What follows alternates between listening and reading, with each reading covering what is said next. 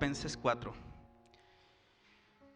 Gracias a Dios que esta miniserie que arrancamos con el año, pues ya dejó de ser mini, ¿verdad, pastor? Ya es una serie. Y esto no es una extensión forzada, ¿sí? Es una provisión de Dios para nuestras vidas. Yo veo el cuidado de Dios, lo necesitamos. Y no importa si el año va avanzando y nosotros seguimos con la predicación de las resoluciones, ¿sí? Lo triste sería es que nuestra vida avanzara y no tomáramos ninguna resolución, ¿sí?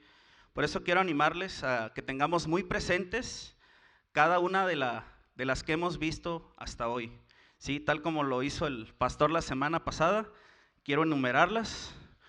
Número 1, considera al Señor en todo. Número 2, vivir rectamente. Número 3, una vida generosa.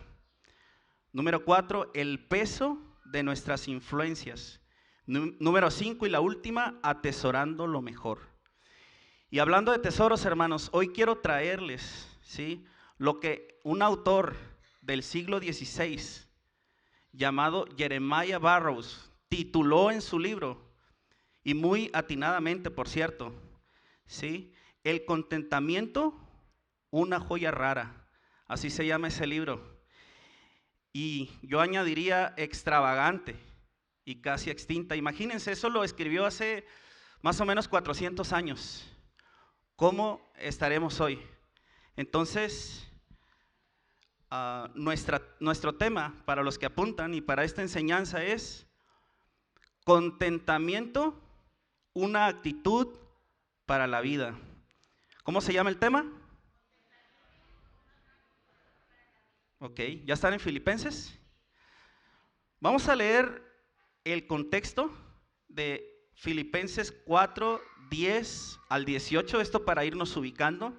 No vamos a ver todos esos versículos, pero a manera de que nos ubiquemos bien. Dice así la palabra de Dios: en gran manera me gocé en el Señor de que ya al fin habéis revivido vuestro cuidado de mí, de lo cual también estabais solícitos, pero os faltaba oportunidad.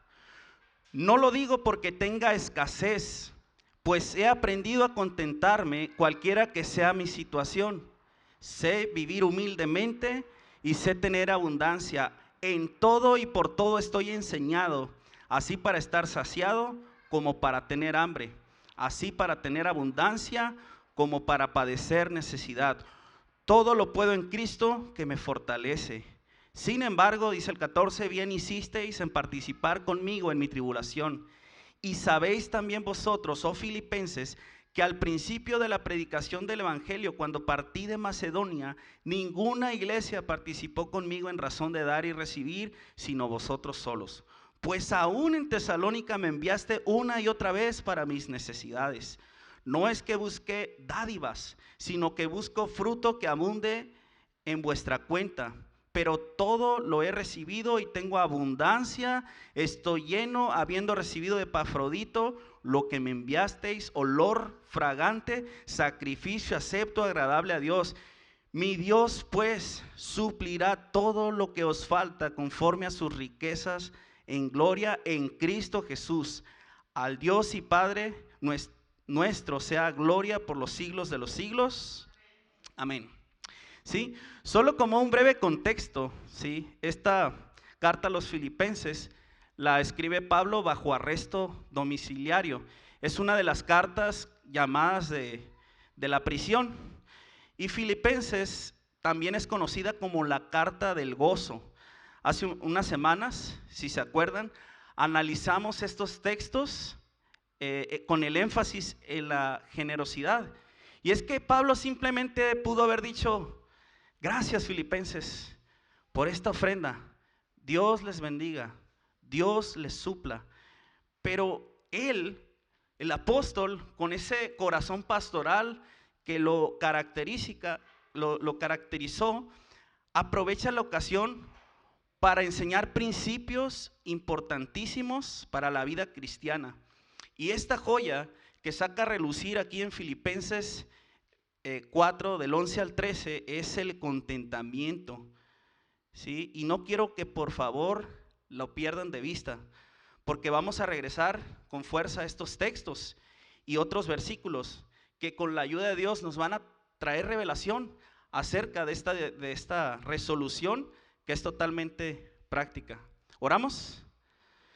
Dios, te damos muchas gracias por tu presencia en nuestras vidas. Tú has sido bueno, tú has sido generoso, lo hemos cantado, lo reconocemos y hemos preparado nuestro corazón para este tiempo. No permitas que nuestra carne se interponga, Señor. Deja que tu Espíritu Santo nos guíe a esta preciosa verdad. Reconocemos que por nuestros propios medios es insuficiente. Derrama de tu gracia en esta hora. Limpia nuestro corazón. Llénanos, Señor, de tu gracia mediante tu santa y bendita palabra. Te lo pedimos todo en el precioso y glorioso nombre de Jesús. Amén. ¿Estamos listos, hermanos? Me gustaría empezar definiendo qué es y qué no es el contentamiento. ¿Qué es y qué no es el contentamiento? Y vamos a empezar por lo que no es. Contentamiento, como lo acabamos de leer, como lo acaba de mencionar el pastor, no es conformismo o mediocridad. ¿Cuántas veces no hemos escuchado esta frase? Es que así soy, ¿sí? Así nací, así crecí y así me moriré, como dice la hermana. Entonces, ni modo, ¿sí? Este malgeniudo que a veces me sale, pues viene de familia, no puedo hacer nada. En ese sentido, hermanos, no tiene nada que ver con una resignación pasiva o con la pereza, ¿sí? El contentamiento tampoco es como el budismo lo sugiere, ¿sí? Que para poder llegar a la meta del contentamiento tienes que suprimir los deseos. O tampoco tiene que ver con el estoicismo, que ya lo vimos, ¿sí? Que exalta la resignación a lo percibido como un hecho inalterable. No puedes hacer nada para cambiarlo. Resígnate, así es, así será y así siempre va a ser. Eso es el estoicismo. Y ambas filosofías que les acabo de mencionar son de naturaleza pesimista, ¿sí? Tampoco tiene que ver o no va en contra de los sentimientos, ¿sí? Las emociones. No es tratar de suprimir las emociones o los sentimientos con frialdad o indiferencia. Eso no es el contentamiento. Incluso cada uno de nosotros podemos tener una idea muy limitada de lo que el contentamiento es. Podemos decir, pues es ser feliz, es estar alegre, exteriorizándolo y dándole énfasis a la fachada, ¿sí? Cuando muchas veces por dentro nosotros estamos llenos de miedo, de dudas, de ansiedad. Entonces, es en el corazón, hermanos, donde vamos a poner el énfasis, ¿sí? Porque si tenemos contentamiento, gozo en nuestra alma, inevitablemente se va a reflejar afuera. Entonces, va a salir, va a brotar ese gozo independientemente de nuestra personalidad, ¿sí? Algunos son más extrovertidos, más expresivos, otros más serios, pero eso no importa, hermanos. A ver, regálame una sonrisa. Es gratis, dirán por ahí, ¿verdad? Muchas gracias, ¿sí? El anhelo, hermanos, de nuestro corazón en esta mañana es que cada uno de nosotros eche mano de esta resolución como una muy importante. Entonces, habiendo dicho que no es el contentamiento, vamos a ver qué es el contentamiento. Esta vez no iremos a la definición de la RAE por cuestiones de tiempo, pero sí vamos a la raíz. Entonces, esta es una definición de un diccionario bíblico. Escúchenla bien. Se refiere al estado de vivir satisfecho con la suerte que a uno le haya tocado. Escuchen bien, aquí suerte no se refiere a azar o fortuna. Todos sabemos que es la voluntad de Dios. ¿Estamos claros? ¿Sí?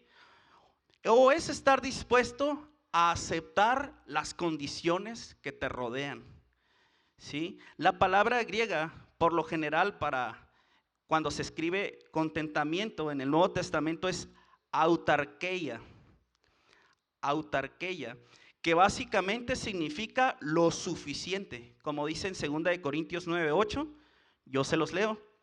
Y poderoso es Dios para hacer que abunde en vosotros toda gracia, a fin de que teniendo siempre todas las cosas, todo lo suficiente, abundéis para toda buena obra.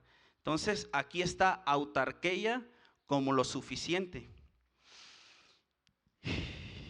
Y esta palabra se compone de dos palabras, auta o autos, que es uno mismo, ¿sí? Y arqueo, que significa ser suficiente. Si lo traducimos literalmente, puede escucharse como bastarse a uno mismo, ¿sí? O ser independiente. Pero esta redefinición que Pablo le está dando no se refiere a otra cosa que a ser libres e independientes de las circunstancias que nos rodean. No habla de una autosuficiencia sin Dios, ¿sí? Sino que esa suficiencia de la que gozamos al tener el contentamiento descansa plenamente y absolutamente en Dios, ¿sí? Por ejemplo, cuando una nación está en autarkeia, se dice que es, antes se usaba mucho ese término, no, se dice que es una nación independiente, una nación libre, una nación soberana. ¿Cuántos se saben el juramento a la bandera? Sí, ¿no? Eso es lo que quiere decir, una nación que tiene soberanía. No tiene nada que ver con que el vecino del piso de arriba, entiéndase, te diga qué hacer y qué no hacer, a cuánto venderlo y a quién no venderle. Pero bueno, no vamos a hablar de política exterior, ¿verdad? El que entendió, entendió. Vamos a hablar de lo interior, del corazón. Así nosotros, hermanos, si nuestro contentamiento no depende de nada ni de nadie, sino solo de la suficiencia de Cristo, no seremos jamás, escúchelo, no seremos jamás esclavos de las circunstancias, de las situaciones, ni seremos gobernados por las emociones. Y escúchame bien, hermanos, las emociones, Dios las puso ahí por alguna razón, ¿sí? No son malas en sí mismas. Todos tenemos sentimientos y son una bendición. ¿O hay aquí algún robot? ¿Sí? La IA, hermanos, la inteligencia artificial no tiene sentimientos, ¿sí? Nosotros nos ponemos tristes, nosotros nos enojamos. A ver cuántos, bueno, no levanten la mano, pero ya se delataron como 5, ¿sí? Grabado, ¿sí? Hermanos, nos agüitamos, del griego achicopalarse, ¿a poco no? ¿Sí? Juan 11:35, ¿qué dice? Jesús lloró, ¿sí? Cuando murió su amigo Lázaro, y aún el maestro, ¿sí? Siendo hombre y en su naturaleza divina, sabiendo que él mismo iba a resucitar a Lázaro, dice que lloró. Entonces, el contentamiento es una gracia dada por Dios. El contentamiento no elimina los problemas por arte de magia, ¿sí? No cambia las circunstancias por sí solo, ni anula jamás nuestros sentimientos. El secreto del contentamiento, hermanos, es que es esa arma eficaz que Dios nos provee para estar plenamente satisfechos en cualquier tiempo o circunstancia que nos toque vivir. Siempre te adoraré, aunque lo tenga, aunque no lo tenga. ¿Cuántos dicen amén? Y el contentamiento, hermanos, no excluye la aspiración por el interés de mejoramiento, ¿sí? Una persona puede esforzarse y debe esforzarse. Y el creyente con más razón debemos esforzarnos, hermanos. Dice la Biblia que procuremos la excelencia, que procuremos ser excelente en todos. Y todavía, hermanos, mostrar contentamiento en ese proceso, no frustrarnos, no puedo, ¿no? Intentarlo, esforzarse Y es bueno, hermanos, siempre que nuestras ambiciones no sean egoístas. El contentamiento es un estado mental que te permite estar libre de preocupaciones porque hay una confianza extrema en la soberanía de Dios. ¿Cuántos saben que tenemos un Dios soberano? ¿Sí? Debemos de tener en cuenta siempre la soberanía de Dios, por supuesto, pero también debemos de entender que muchas cosas de las que nos pasan, de las que nos suceden, son consecuencias de nuestras malas o buenas decisiones. Entonces tenemos una responsabilidad, ¿sí? Soy responsable. A ver, repitan conmigo, soy responsable. Somos responsables, hermanos, ¿sí? Y debemos de estar conscientes de ellos si somos sus hijos. Dios va a tratar con nosotros, nos va a disciplinar, y eso a veces, o muchas veces, la mayoría de las veces no nos va a gustar, pero aún en ese trato de Dios debemos de tener contentamiento, porque Dios está formando a Cristo en nosotros. ¿Cuántos quieren ser como Cristo? Amén. ¿Sí? Entonces, Dios tiene todo en control. Y es fácil, es muy fácil hablar de contentamiento cuando todo está bien a nuestro alrededor. Como dicen, cuando todo va viento en popa, ¿sí? Que está muy bonito el mar, está bien calmo, los delfines a un lado del barco saltando. ¿Cuántos lo han visto? Es hermoso, ¿verdad? Pero ¿qué tal cuando la marea se empieza a agitar? Cuando el viento empieza a soplar, ¿sí? Cuando allá en el horizonte vemos algún nubarrón negro. Quizás pueda ser una enfermedad, una situación económica complicada, la pérdida de un ser querido, situaciones aflictivas que estamos experimentando solos, ¿sí? Y de las que nos cuesta trabajo hablar con otros, pero están arraigadas, ¿dónde? En el corazón. Mi hermano, mira a tu alrededor. No estamos solos. No estamos solos en este proceso, ¿sí? Dios nos ha provisto de su gracia y de esta familia hermosa de la fe. ¿Cuántos dicen amén? Como dijo el hermano Marcos Vidal, todas nuestras barcas llevan marcas. ¿A poco no? ¿Sí? Sé que estamos tomando tiempo para la definición, pero es necesario. A ver, ayúdenme aquí sí participando. ¿Qué es lo contrario a contentamiento? Tristeza, amargura, queja, frustración. Hay mucho, ¿no? Sí nos ubicamos. Sí, codicia, orgullo, ira. Vivimos en un mundo donde todo esto que acaban de mencionar es el común denominador. Un mundo que te dice, entre más tienes, mucho mejor, ¿sí? Donde lo mío es mío y de nadie más, y si se puede, lo tuyo es mío, si te descuidas, ¿sí? Entonces, nadie, hermanos, está contento con lo que tiene. Dónde nací, porque soy de este color, etcétera, etcétera, ¿sí? Y así podemos seguirnos, hermanos, hasta lo más absurdo. La Biblia en el Antiguo Testamento nos deja ver estos rasgos muy marcados, ¿sí? ¿Alguien se acuerda cuál es el 10º mandamiento? A ver, eruditos, ayúdenme. No codiciarás, ¿sí? La codicia es la antítesis del contentamiento, ¿sí? Y es un pecado más terrible del que nos podemos imaginar, ya que es la antesala a romper cualquiera de los 9 mandamientos anteriores. Y si se puede, los otros 613 de la ley, ¿verdad? ¿Cuál fue el primer pecado de Adán y Eva? La codicia, ¿verdad?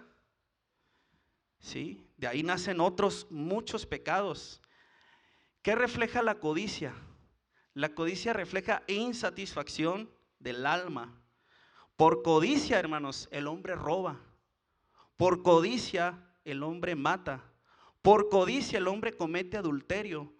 Por codicia el hombre habla mal de su prójimo y un sinfín de etcéteras que se describen, y ya lo vimos ahí en Colosenses 3:5, que termina ese versículo. La avaricia, que es idolatría. ¿Sí? Esto ya lo vimos en nuestra serie La Carta. Y quise poner esto de relieve porque debemos darle duro a nuestra carne. ¿Sí? Debemos darle duro a nuestra carne. Dice Colosenses 3:5, ahí se los mencioné. Hacer morir pues lo terrenal en vosotros. Esto es un imperativo, es una instrucción contundente. Si queremos nosotros experimentar este estado de gracia divino, que es un regalo del mismo cielo, definitivamente debemos de mortificar nuestra carne. Y aquí quizás algunos nos podamos preguntar, pues si yo he puesto mi confianza en Dios, si yo he puesto mi confianza en Cristo para salvación, ¿por qué no estoy experimentando el contentamiento en mi vida? Y es una pregunta muy válida. ¿Sí? ¿Qué me hace falta? La respuesta la vamos a ver en la misma palabra. La resolución o el paso de fe, cada uno es responsable de darlo. ¿Sí? Una pregunta más antes de ir a la parte central de la enseñanza. ¿Dónde está nuestra satisfacción? Piensa, ¿hay alguna cosa en este mundo que si te hace falta te quita el contentamiento? ¿Hay alguna cosa de la que no puedas prescindir? Si pensaste en algo, hay que trabajar en eso, hermano. Debemos de trabajar en eso. Vamos ahora sí al desarrollo. No sé si la introducción fue más extensa que el mismo desarrollo, pero era necesario poner esa base. Las referencias que tenemos en el Antiguo Testamento son indirectas. Ya mencionamos el 10º mandamiento, la codicia, y ahí tenemos los proverbios que son consejos para nuestra alma. Pero es en el Nuevo Testamento donde se trata de esto de una manera más frontal, más directa. Y basta solo recordar nuestra serie en el Sermón del Monte, donde el maestro, en esos capítulos de Mateo 6, ataca directamente, ¿sí?, la tendencia a la avaricia, a la codicia.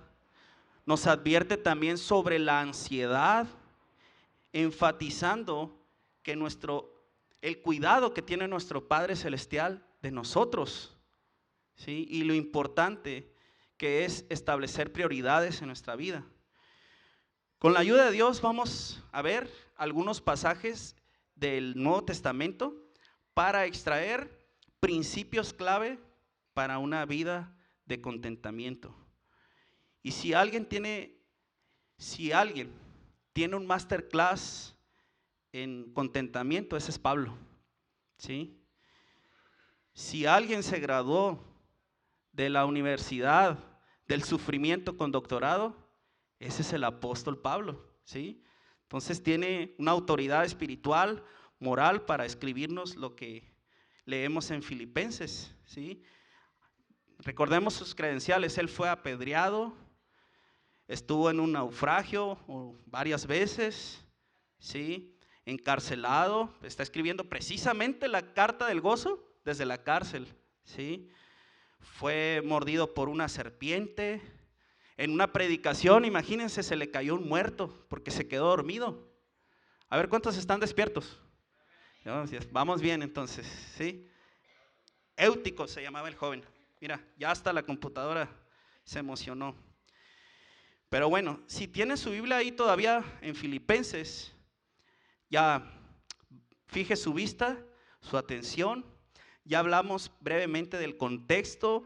Pablo escribe desde la cárcel para agradecer a los filipenses su generosidad, pero también aprovecha la ocasión para seguirles instruyendo. Como panorama o como contexto, el capítulo 4 nos habla de un montón de cosas: del gozo, del regocijo, de la gratitud, de la reconciliación entre hermanos, de la generosidad y del contentamiento.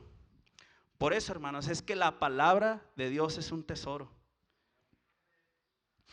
Si leemos desde el 10, Filipenses 4:10, Pablo se goza en el Señor. Fíjense, él acaba de recibir una ofrenda en medio de su encarcelamiento. Y Pablo no se goza en él mismo, se goza en el Señor, ¿sí? Y aquí está escribiendo, no desde el egoísmo o la queja. Si leemos con cuidado lo vamos a poder entender. Pero el énfasis lo quiero poner en el versículo 11 al 13, en el contentamiento. Leemos el versículo 11 y vamos extrayendo estas claves. No lo digo porque tenga escasez, pues he aprendido a contentarme cualquiera que sea mi situación. Número 1, o clave número 1, la actitud del contentamiento, como ya lo adelantamos, nace del corazón. No se define, en este caso, porque Pablo tenga escasez o no, o por las circunstancias de su encarcelamiento. Recuerden, algunos ya lo habían abandonado, quizás pasó frío, no le habían traído los libros, etcétera, etcétera. El contentamiento es algo permanente, no es pasajero.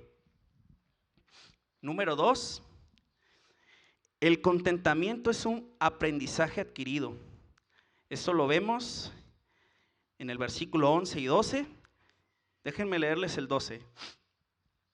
Sé vivir humildemente y sé tener abundancia. En todo y por todo estoy enseñado, así para estar saciado como para tener hambre, así para tener abundancia como para padecer necesidad.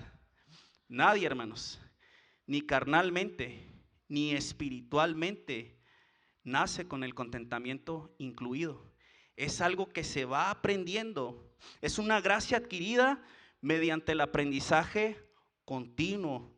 Se aprende en la nueva vida en Cristo, con base en la fe, pero también en las experiencias que el Señor nos permite vivir.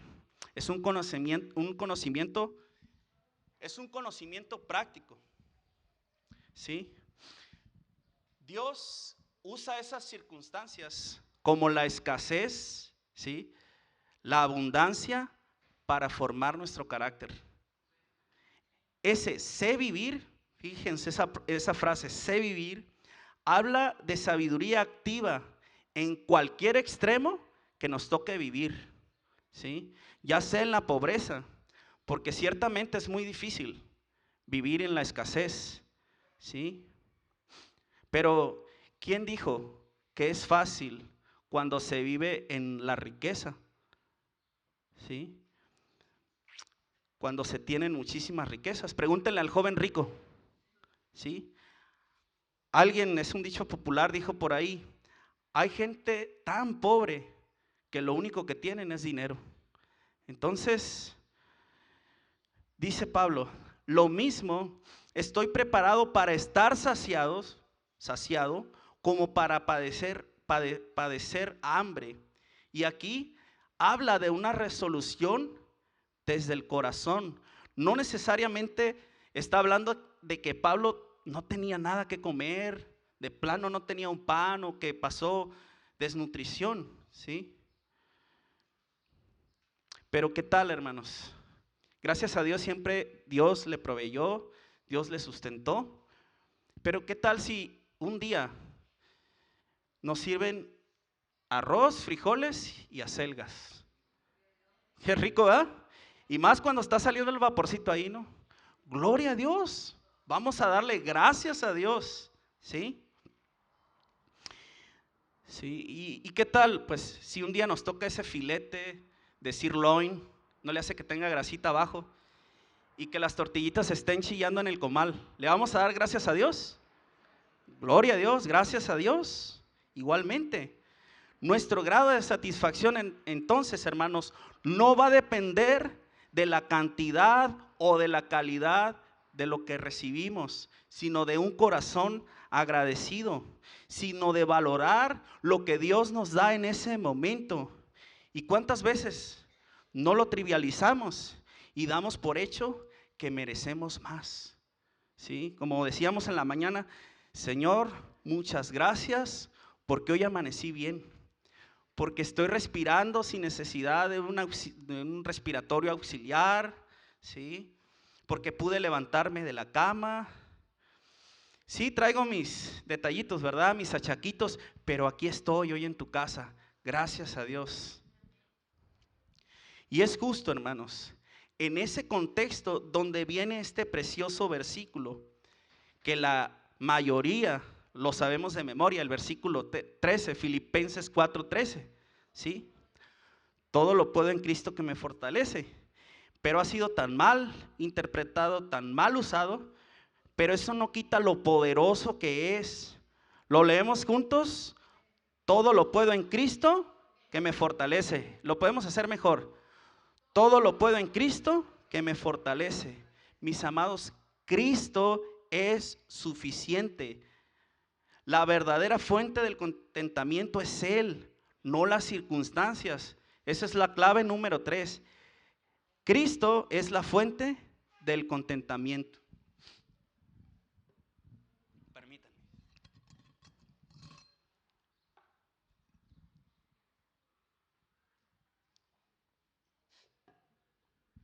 Entonces, no importa si tengo o no esto o aquello. Si tengo a Cristo, escuche bien, lo tengo todo. Y podemos decir, todo lo puedo en Cristo que me fortalece. Y aquí, amén, no todo se refiere, o sea, la palabra todo no se refiere a cualquier cosa que se me antoje, ¿no? Por ejemplo, estamos estudiando gramática con la hermana y yo, vamos a suponer, no estudié para el examen, no me preparé. Llega el domingo, llega el día del examen y yo estoy ahí, ay, todo lo puedo en Cristo que me fortalece. Todo lo puedo en Cristo que me fortalece. Parece risible, pero muchas veces lo hemos usado así, ¿sí? Entonces, igual me va a reprobar la hermana, ¿verdad? Sí, no es una frase motivacional. Ahora, pues, hemos estado aprendiendo justamente memorización los miércoles. Y no es una memorización sin la asimilación de la palabra, porque esos pasos ya los vimos antes, ¿verdad? Entender, conocer el texto, el contexto, pero eso no quita que la memorización es un arma muy importante. Y personalmente yo he usado este versículo bastante en mi vida. Y claro, siendo bien usada, es un arma, es una espada poderosísima, ¿sí? Y eso lo ha aprendido con el tiempo, a no usarla para cualquier cosa trivial, ¿sí? Pero sí les confieso y les abro mi corazón que en esos momentos de lucha espiritual, de cansancio, cuando uno quiere rendirse, tal vez cuando humanamente ya no puedes hacer nada, ya lo diste todo, y volteas y dices, Cristo es suficiente.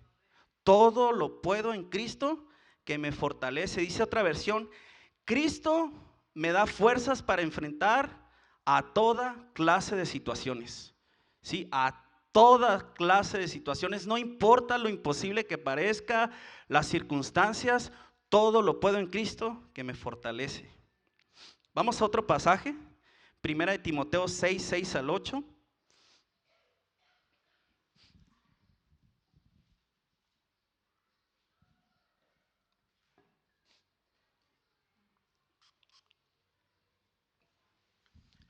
¿Ya están ahí? Dice, pero gran ganancia es la piedad acompañada ¿de qué? De contentamiento, porque nada hemos traído a este mundo y sin duda nada podremos sacar. Así que teniendo sustento y abrigo, estemos contentos con eso. Clave número 4, el contentamiento es verdadera ganancia. Sí, 1 Timoteo 6, 6 al 8 fue. El contentamiento es verdadera ganancia. Mis amados, Lo dice el texto, no lo digo yo. La piedad y el contentamiento superan cualquier beneficio terrenal porque tienen valor eterno, ¿sí? Hagamos tesoros en el cielo, mis amados. Invirtamos en lo eterno. Y la piedad y el contentamiento son dos virtudes que si las tienes en tu corazón vas a tener un aprovechamiento máximo de todo, hasta de las pruebas. Acompáñame ahí cerca, Primera de Timoteo 4:8. Esto como refuerzo nada más. Dice, la piedad para todo aprovecha, pues tiene promesa de esta vida presente y de la venidera. Lo mismo podemos decir del contentamiento. Entonces, clave número 5, el contentamiento nos libra de la avaricia, nos libra de la esclavitud del dinero y de codiciar tener más. Lea ahí segunda de Timoteo en el versículo 10, donde estábamos, primera de Timoteo, 6:10. Porque raíz de todos los males es el amor al dinero, el cual codiciando algunos se extraviaron de la fe. Y escuche bien, cómo lee. Y les fueron traspasados muchos dólares. ¿Dice así? No, ¿verdad? Entonces hay que leer con atención. Y fueron traspasados de muchos dolores. Hermanos, esa es la verdad. ¿Sí? Entonces, ya vimos, el contentamiento nos libra de la avaricia. Número 6, el contentamiento nos enseña a expresar gratitud. Gratitud, como ya dijimos, por la provisión diaria, ¿sí? A veces no lo valoramos. A veces nos creemos que merecemos lo mejor. Y lo dice el verso 8, no es conformismo. ¿Sabe? Ahí es donde se agrava el problema, ¿sí?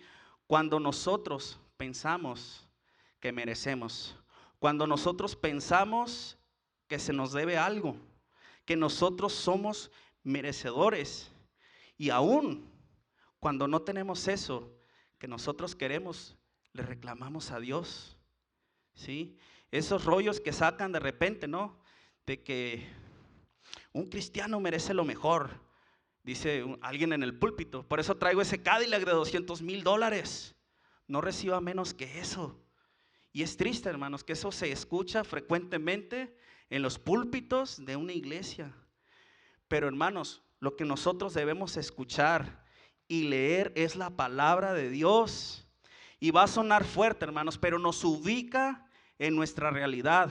¿Cuál es la verdad? Nosotros no merecemos nada. Incluso, hermanos, nosotros merecíamos la muerte, el infierno. Dice Isaías que somos menos que nada, ¿sí? Entonces, viendo la realidad de lo que merecemos, ¿quiénes somos nosotros para reclamarle a Dios tal o cual cosa? Porque es precisamente, hermanos, cuando entendemos esto, ¿sí? Cuando entendemos lo que merecíamos, nuestras pretensiones cambian. ¿Sí? Nos podemos acercar humillados delante de un Dios santo. Y esto que les estoy diciendo no es para que salgan desmoralizados, agüitados, es que no soy nadie. No, es para que salga dándole gloria y alabanza a Dios, porque aún sin merecerlos, Él entregó lo mejor por cada uno de nosotros. Es para caer rendidos en alabanza y adoración delante de un Dios tan generoso que dio a su propio Hijo para que nosotros tuviéramos perdón de nuestros pecados. ¿Cuántos le dan gloria a Dios? Vamos a un pasaje más, por favor, Hebreos 13:5. Voy a esperar a que llegue.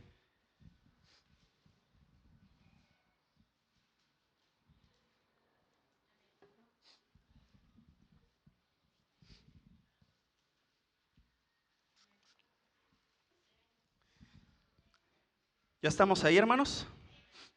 Dice, sean vuestras costumbres sin avaricia, contentos con lo que tenéis ahora, porque Él dijo, no te desampararé ni te dejaré. No te desampararé ni te dejaré. Clave número 7. El contentamiento produce una confianza total y plena en la presencia de Dios.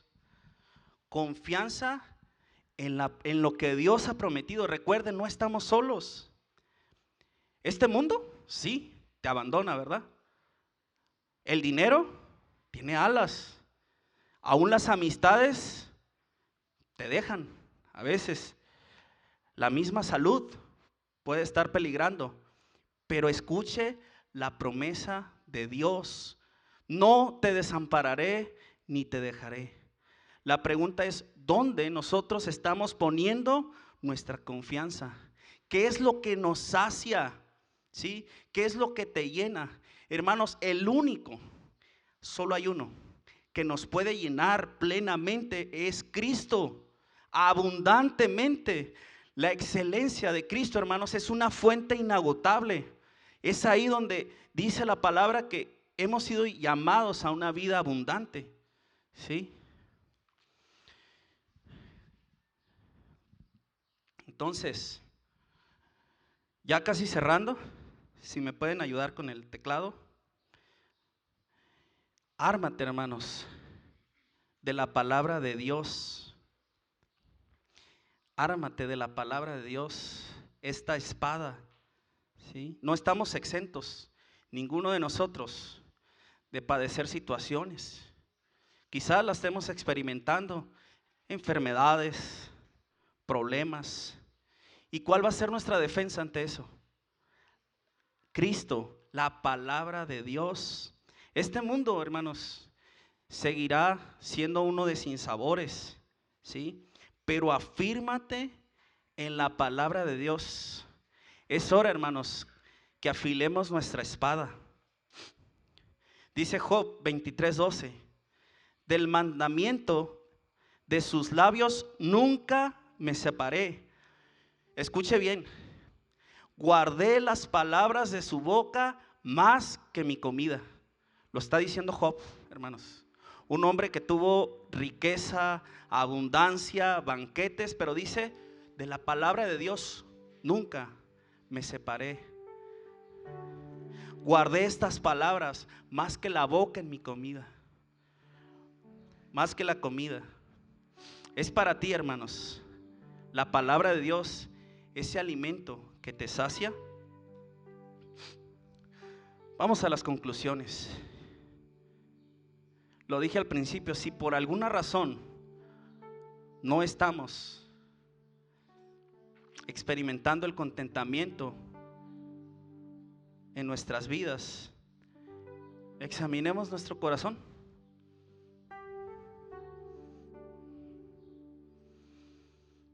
Si hay queja, si hay murmuración, crítica, es tiempo, hermanos, de que lo revisemos, porque el contentamiento es una confianza total que en cualquier circunstancia nuestro Señor obrará para bien, como dice Romanos 8:28.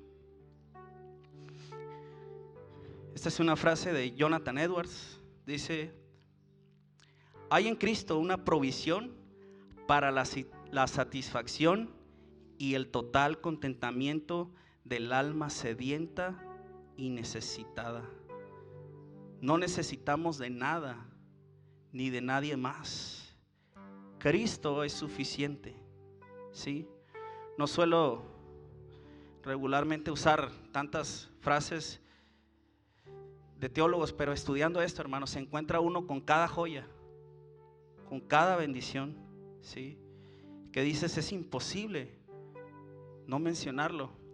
Y hermanos, es imposible que estudies la palabra de Dios y no seas afectada por ella.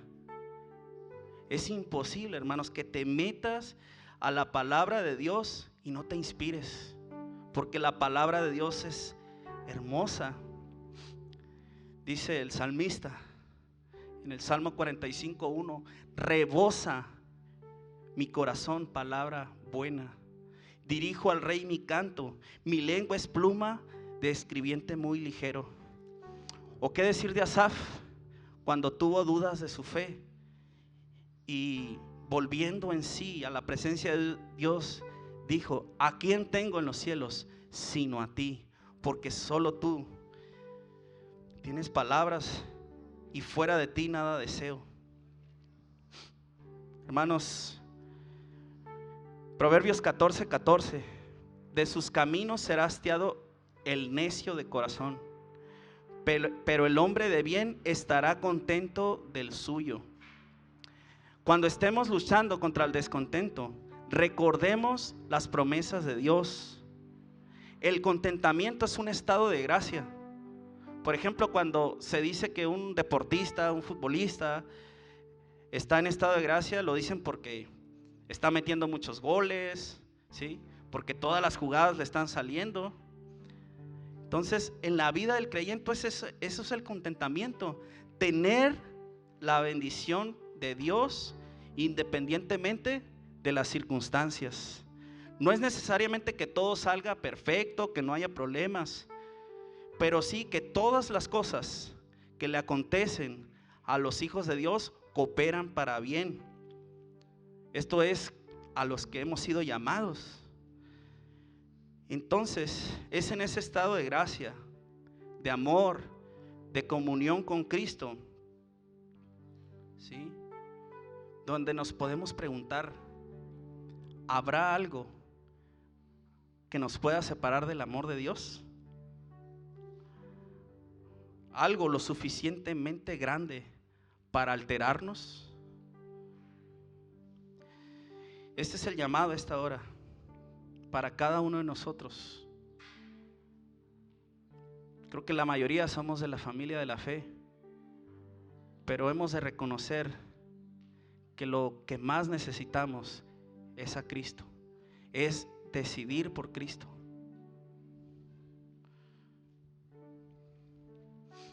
Y si tú estás aquí, hermanos, pero tienes a Cristo en tu corazón, pero no has vivido una vida de contentamiento, es tiempo de resolver, es tiempo de resolucionar y que demos respuestas. La invitación está ahí, la invitación es para todos. Decide por Cristo y en Cristo. Recuerden, hermanos, no decidir es decidir. Nos ponemos de pie.